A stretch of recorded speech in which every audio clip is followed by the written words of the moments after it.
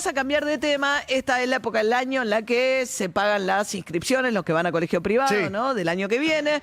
Y se modificó la forma en la que los colegios pueden incrementar sus cuotas, ¿no? Sí, sí, particularmente aquellos que no reciben ningún tipo de aporte del Estado, sea nacional, sea provincial, quedan totalmente liberados para fijar sus valores y sus incrementos. Martín Zurita, secretario ejecutivo de la Asociación de Institutos de Enseñanza Privada de la Argentina. ¿Cómo le va, Zurita? Buen día. Hola, buen día, María, ¿cómo estás? Bien. A ver, ¿es bueno o malo? Ustedes dicen que es bueno. Yo no sé del lado de las familias que van a esos colegios si no les daba mayor previsibilidad el viejo régimen. O sea, con el viejo régimen te decían la cuota, cuánto era la inscripción y después solo podían, ante circunstancias muy excepcionales, que se reabriera la paritaria docente, incrementar la cuota. No, nosotros creemos que es positivo para las escuelas y para las familias. En principio, este decreto, que es del año 93, era un contexto distinto. Pensá que en el 92 se hace la transferencia de escuelas nacionales a las provincias, en el 93 tenés la Ley Federal de Educación, y ahí cada una de las jurisdicciones se hace cargo de las escuelas privadas. Vos tenés dos tipos de escuelas privadas, las subvencionadas, que son el 70% de las escuelas del país, y las no subvencionadas, a los que va dirigido básicamente este decreto, que son el 30% de las escuelas.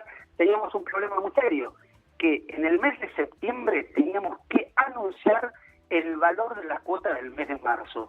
Pensá que con los vaivenes de la economía argentina, 7 meses de diferencia realmente es mucho como para poder dar un valor exacto de la cuota.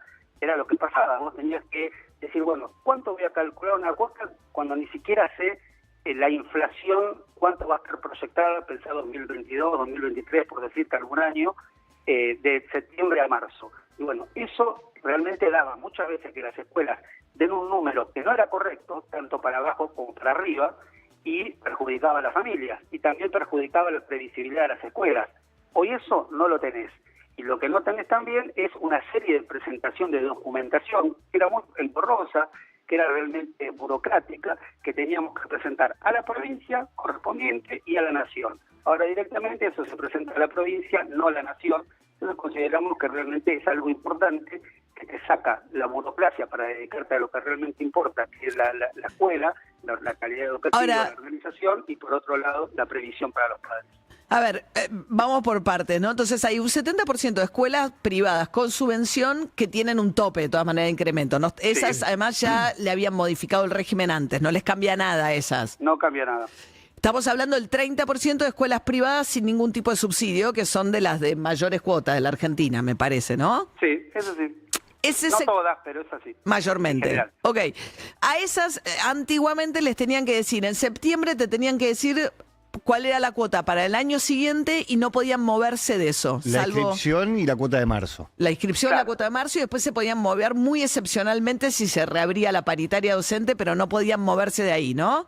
Exactamente. Entonces ahí Sturzenegger lo compara con lo que pasaba con los alquileres, que decía, y además con regímenes de alta inflación, decía, bueno, como no podías aumentar por un año en la última modalidad de alquileres, vos al iniciar el contrato le metías como si fuese la inflación de todo el año proyectada. Entonces el valor de inicio era más alto porque el dueño se cubría, ¿no? Ahora, uno también, usted mismo decía, Zurita, recién, a veces este régimen beneficiaba o perjudicaba a las escuelas con relación a las familias, digo, ¿no? Sí. Entonces, ahora si una familia no puede acompañar el movimiento inflacionario, no queda indefensa. ¿Por qué queda indefensa? Bueno, porque el colegio le puede aumentar cuando quiera la cuota, o sea, sin No, decir, no. yo no tengo previsibilidad. O sea, No podés aumentar. A ver, hoy el colegio, ya cuando haces en septiembre, esto que muy bien describiste, y yo te comentaba, de septiembre a marzo, hoy el colegio libremente establece con su estructura de costos cuál va a ser el valor, no tenés un límite. Hoy yo hago una estructura de costos y estoy cobrando 100, y bueno, mi estructura de costos me da 130, cobro 130 y no tengo un límite. El único límite que tenía era en el año que yo podía cobrar el 50% de lo que me aumentaban los sueldos nada más. Entonces, ahí sí tenía una limitación, que cobraba la mitad y yo me cubría teóricamente antes. O sea, era yo una cuestión- fijaba mi piso de inicio para marzo y de ese número con el que arrancaba en marzo me podía mover muy poquito, pues solamente podía Exactamente. subir un poquito del costo que significan los salarios docentes en una escuela. Totalmente, es así. Pero vos fíjate que en una estructura de valoración de Pero costos, ahora es mes a mes, o sea, ahora a la vez, si yo pienso de la familia, no sé, pues Florencia Donovan, colega periodista del diario La Nación, dice que a ella le bajaron un 15% lo que le habían anunciado que le iban a cobrar. Pero ahora si uno piensa, quizás, no lo sé, pero decir, bueno, tengo la seguridad de saber cuánto me va a costar y no estoy mes a mes esperando a ver cuánto va a aumentar el colegio. no, porque vos tenés que saber, María, que el colegio solo aumenta tanto los subvencionados como los no subvencionados cuando hay un aumento de sueldos docentes. O No, sea, no entre el necesariamente 80 ya. No, Eso no. ya queda librado al colegio. No, a ver, cuando hay un aumento, en la escuela privada entre un 80 y un 90% es incidencia salarial. O sea, es fortísimo el tema de salarios. Entonces, vos ahora no vas a darle, por ejemplo, como dabas el caso de Florencia, tal vez un 30, porque vos tenías una previsión del 30, le darás menos, porque decís, bueno, la inflación 2% mensual hasta marzo tal, y después tenés que dar los aumentos de sueldo, porque vos No, está bien, pero el colegio, las escuelas dejan de estar obligadas a moverse en función del salario docente, o sea, van a tener la posibilidad de aumentar por motivos que no tengan que ver con el salario Suponiendo que docente. tenés una inflación mensual del 2%. Sí. Y no tenés una apertura de paritarias o lo que sea. Podrías aumentar ese 2% mensual para acompañar la inflación. Porque vos generalmente lo que haces es, en el año anterior, vos tenés que firmar un contrato con los padres. Es un contrato entre particulares, no es como la escuela que también firmás un contrato, pero la subvencionada sabés que tenés la limitación arancelaria. Acá vos firmás contrato 2025 para 2026 con los padres y ahí vas a establecer el tema de, bueno, además del reglamento escolar, la parte arancelaria, que ahora va a tener que estar mucho más clara que antes era, bueno, ya había una norma que te limitaba, vos tenías que cobrar el 50% del salario si aumentaban los sueldos docentes en el año. Sí, Bueno, le ponía un tope a los aumentos que las escuelas podían hacer durante el año. Esto le libera ese tope, ¿no? Estamos hablando con Martín Zurita, secretario ejecutivo de la Asociación de Institutos de Enseñanza Privada de la Argentina.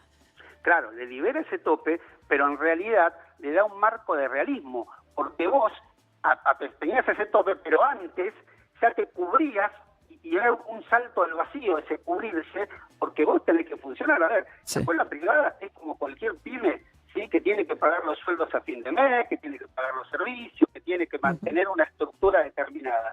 Y por supuesto que vos haces una estructura de costos que tenés que mantener. Entonces vos ya calculabas de antemano, bueno, a ver, si a mí me van a dejar aumentar el 50%, yo te pongo todo esto antes.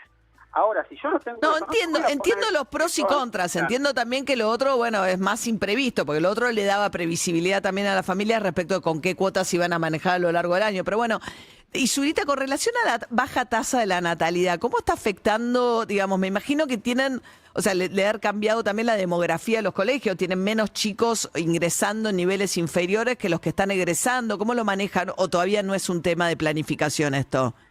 Sí, María, nosotros venimos anunciando este tema y preocupándonos. Post pandemia se vio muy marcadamente. Al principio veíamos que cerraban las maternidades, no nos llegaba a nosotros, pero por supuesto el crecimiento vegetativo de la población hizo que llegue a jardín maternal primero, luego a jardín de infantes. Hoy lo vemos en primer y segundo grado. Ya Es algo están que viendo menor inscripción en primero y segundo grado, o sea, Menor inscripción menor cantidad de estudiantes. Totalmente. Esto afecta no solo a la gestión Alumnos. privada, afecta a la gestión estatal, es para todo el país y es en toda la República Argentina. Por supuesto que se da en algunos centros urbanos más que en otros, pero es un problema estructural que nosotros estamos trabajando para a futuro, ¿no? Ver cómo vamos a reconvertir nuestras escuelas, que es una situación diferente al Estado. El Estado Claro, es pues les único pasa como el creador. sistema jubilatorio, ¿no? Se les va en cursos más numerosos de los cursos que entran, entonces tienen menos aportantes de alguna manera. No, y aparte también a veces muchas escuelas tienen un esquema de cuota donde, por ejemplo, el primer año de secundaria sale más caro que el último año de secundaria. Sí, nosotros tenés menos tenemos alumnos en primero que en quinto. reestructurar todo el sistema y bueno, tenemos que ser competitivos, ingeniosos y realmente ya estamos trabajando para ver muchas escuelas que tienen 2 turnos están pensando en un turno con jornada completa, hoy no tenían jornada completa. Claro.